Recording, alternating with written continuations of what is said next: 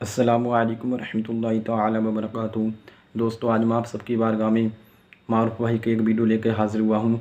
देखिए नरसिंह आनंद ने किस तरह देखिए एक पाखंडी बाबा ये किस तरह नफ़रत का बीज बो रहा है। देखिए और मारूफ भाई ने क्या कहा है, क्या जवाब दे। चलिए वीडियो को शुरू करते एक हैं। बात ये समझ में नहीं आती है कि अगर कोई मुसलमान अपने हक की बात करता है तो उसकी बात को, छोटी सी बात को भी फौरन कैच कर लिया जाता है, उसके खिलाफ फौरन एक्शन लिया जाता है, उसकी बात को फौरन पकड़ लिया जाता है, उसके खिलाफ एफआईआर भी कर दी जाती है, फौरन कार्रवाई भी होती है, फौरन बहुत जल्दी जल्दी से सारे काम हो जाते हैं। उसके मकानों पे यहाँ तक के इल्जामात लगा करके जेलों में मुसलमानों को भर दिया जाता है, मकानों पर बुलडोजर भी चल जाता है। इस बाबा के खिलाफ लेकिन मैं ज़रा ये पूछना चाहता हूँ कि ये जमहूरी मुल्क है, ये संविधान है हमारा, ये संविधान है, किस तरह वो शख्स पाखंडी बाबा हमेशा इस तरह की बातें करता है, हमेशा नफरत का बीज बोने का काम करता है, जो पुलिस प्रशासन के सामने खड़ा होकर के, मीडिया वालों के सामने खड़ा होकर के, दुनिया वाले सारे देख रहे हैं उसको किस तरह की बात कर रहा है।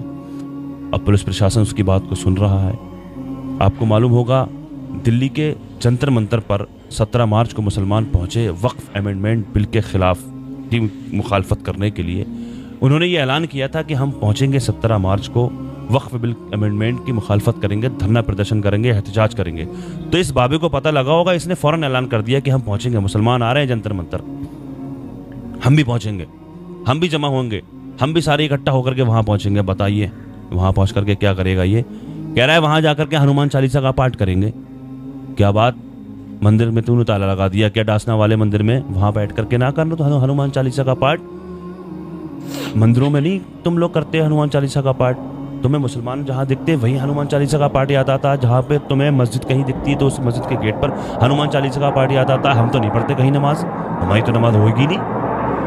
हाँ, अगर कभी वक्त अगर हो जाता है, अगर कहीं होते हैं सफ़र में, अगर ना कहीं अगर रोड पे अगर गाड़ी साइड करके नमाज अदा करने लगे हम, तो फ़ौरन एक्शन ले लिया जाता है। कहीं कोई नमाजी नमाज अदा कर रहा होता है, उसको लात भी मारी जाती है, सब देखते हैं, सारी दुनिया जानती है क्या होता है। तो तुम्हें हनुमान चालीसा का पाठ वहीं याद आता है जहाँ मुसलमान होते हैं, जहाँ पर कोई मस्जिद होती है। अपने मंदिर में बैठकर करो ना हनुमान चालीसा का पाठ। बहरहाल इस ढोंगी बाबा ने, इस पाखंडी बाबा ने जो हमेशा नफरत की बात करता है, इसने किस तरह का आपत्तिजनक बयान दिया है, जहां पर देखिए बड़ी हैरत की बात है कि पुलिस प्रशासन भी वहां पर मौजूद है, मीडिया वाले भी वहां पर मौजूद हैं, और किस तरह की बात कर रहा है। देखे जरा, बड़ी हैरत की बात है। ये संविधान है, ये जमहूरी मुल्क है, क्यों इनके खिलाफ कोई एक्शन नहीं लिया जाता? क्यों कोई कार्रवाई नहीं होती? दर्जनों केसेस दर्ज हैं इसके खिलाफ, लेकिन इसके ऊपर कोई भी के खिलाफ कोई भी कार्रवाई नहीं हुई है। मुसलमानों के ऊपर फ़ौरन कार्रवाई होने लगती है। मुसलमान ज़रा सी बात अगर कोई अपने मुंह से निकाल दे तो उसके खिलाफ फ़ौरन कार्रवाई हो जाती है, फ़ौरन एक्शन ले लिया जाता है, उसकी बात को मुंह से निकलते ही कैच कर लिया जाता है, फ़ौरन कैच कर लिया जाता है। लेकिन ये बाबा क्या भौंक रहा है, देखिए। दिल्ली के जंतर मंतर पर जब मुसलमान एकत्रित होकर के अपने हक और हुकूक की लड़ाई लड़ना चाहता है जी कामरान, तो इस तरह का आदमी, इस तरह का व्यक्ति, इस तरह का बाबा एक भगवा लिबास का कहा सकता है चोला पहन करके नफरत पड़ोसने वाला यति नरसिंहानंद ये चाहता है कि वो भी दिल्ली जाए, जंतर मंतर पर पहुंचे और पहुंच करके वहां पर फसाद करे। जब ऐलान होता है कि all India Muslim personal law board ने ये कहा है कि हमें 17 मार्च को वहां पहुंचना है, तभी इस तरह के लोग, इस जैसे लोग, ये हो गया पिंकी एक प्रीत, ये लोग वीडियो बनाना शुरू कर देते हैं कि हिंदुओं एक हो जाओ, आओ जी वहां चल करके हनुमान चालीसा पाठ करेंगे। एक तो ये बात समझ नहीं आती कि आजकल ये हनुमान चालीसा पाठ करने के लिए मंदिर क्यों नहीं जाते हैं जी। इसके अलावा इनको मस्जिद के गेट के सामने चला जाना है, इनको जहां पर मुसलमान एकत्रित हो रहे हैं वहां जाना है। अजीब बात है, अजीब मामला है। यति नरसिंहानंद गिरी जैसे ही निकलता है तभी गाजियाबाद की पुलिस उसे वहीं रोक देती है। अफसोस की बात तो यह है कि गाजियाबाद पुलिस चाहे तो पुराने कई मामलों में इस इंसान को जेल के अंदर रख सकती है, लेकिन पता नहीं क्यों बिल्कुल संरक्षण प्राप्त लोग हैं ये। जब निकलता है तो कहता है कि ऐसा है कि हमें जाने दीजिए, क्योंकि दिल्ली में लाखों मुसलमान एकत्रित हो गए हैं, जंतर मंतर पर पहुंच रहे हैं। कह रहे हैं इनके बाप की दिल्ली है क्या? उनका बाप ने जो है बाप का जंतर मंतर है क्या? इनके बाप दादाओं ने जो है पहले ही देश छोड़ दिया, धर्म के आधार पर बट गया, तो फिर ये कैसे वहां आ सकते हैं? मौलाना मदनी साहब को लेकर के उलूल जुलूल बातें करता है। इसके अलावा इसने ये कहा कि ऐसा है कि मुसलमान जो है सब कुछ छीन लेना चाहता है। अजीब बात है। कहता है हमें हथियार उठाने के लिए मजबूर न करिए। इस तरह का बयान मीडिया के सामने और प्रशासन के सामने ये आदमी देता है। लेकिन गिरफ्तारी नहीं होती भाई साहब, नहीं, बिल्कुल नहीं होगी। बस रोक लिया गया कि वहां ना पहुंचे, क्योंकि वहां पहुंचते तो फसादात होते। ये ऐसे लोग आखिरकार इन्हें हक कौन देता है? मैं आपको कुछ इसके बाइट सुनाना चाहूंगा, आप सुनिए क्या कुछ की बातें जो है अब वो कर रहा था, किस तरह की बातें इसने की है। आप देख लो कितने ज्यादा हम थोड़े लड़ने जा रहे हैं, कह रहे लड़ने नहीं जा रहे, हमें विरोध करने का भी अधिकार नहीं रहा इस देश में।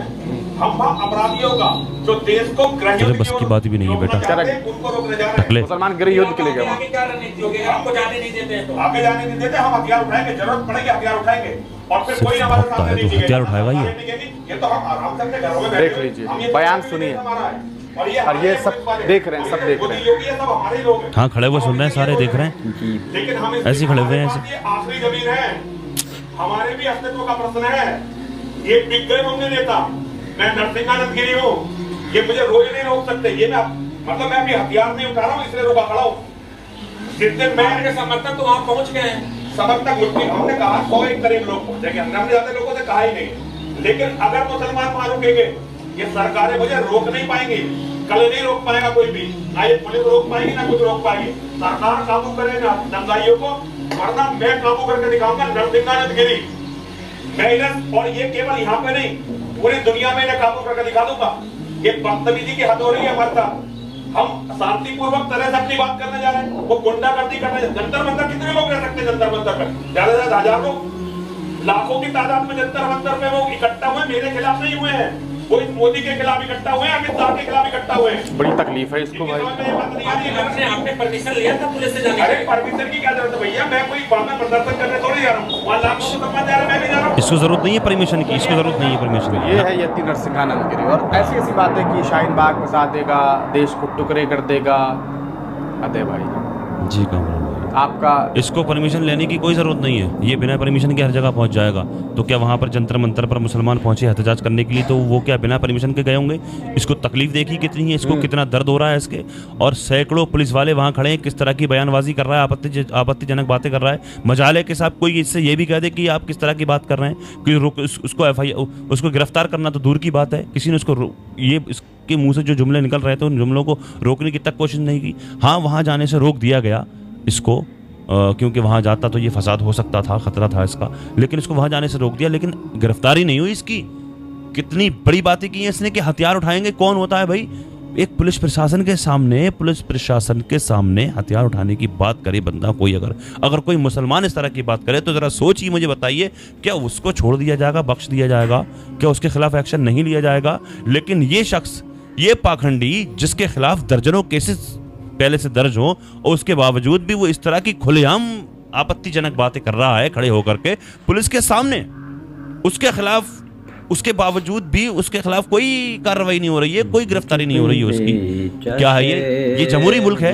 मैं पूछना चाहता हूं आपसे, जमहूरी मुल्क है ये संविधान किस तरह से, ये संविधान को किस तरह से रौंदा जा रहा है? क्या जरूरत है भाई? वो मुसलमान जंतर मंतर पर पहुंचे तो वो क्या बिना परमिशन के पहुंच गए? क्या उनका हक नहीं है वहां पर अपने हक की बात करे जा करके? क्या ये संविधान में नहीं लिखा हुआ है कि मुसलमान अपने हक की आवाज उठा सकता है जंतर मंतर पर जाकर के? तो ये होता कौन है भाई रोकने वाला मुसलमानों को? ये कौन होता है? ये क्या चीज है? ये किस खेत की मूली है? ये क्यों रोकेगा मुसलमानों को? मैं पूछना चाहता हूँ। इसलिए इस तरह के नफरती लोगों की लगाम कसी जाए, इनको रोका जाए, इनके खिलाफ एक्शन लिया जाए। मुसलमानों के खिलाफ तो बहुत जल्दी एक्शन ले लिया जाता है, लेकिन ये छुट्टा सांड घूम रहा है, इसके खिलाफ दर्जनों केस हैं, इसके ऊपर कोई कार्रवाई नहीं होती है। इसलिए ऐसे लोगों की लगाम को टाइट किया जाए, हम यही कह सकते हैं, हम यही दुआ कर सकते हैं। अल्लाह की बारगाह में दुआ है, अल्लाह पाक हमारे इस मुल्क में अमन सुकून कायम फरमाए। अल्लाह तबारक व तआला हिंदू मुस्लिम भाईचारा कायम फरमाए। अल्लाह पाक दुनिया के तमाम मुसलमानों की इज्जत व आबरू की, जान और माल की हिफाजत फरमाए। अस्सलामु अलैकुम व रहमतुल्लाहि व बरकातुहू।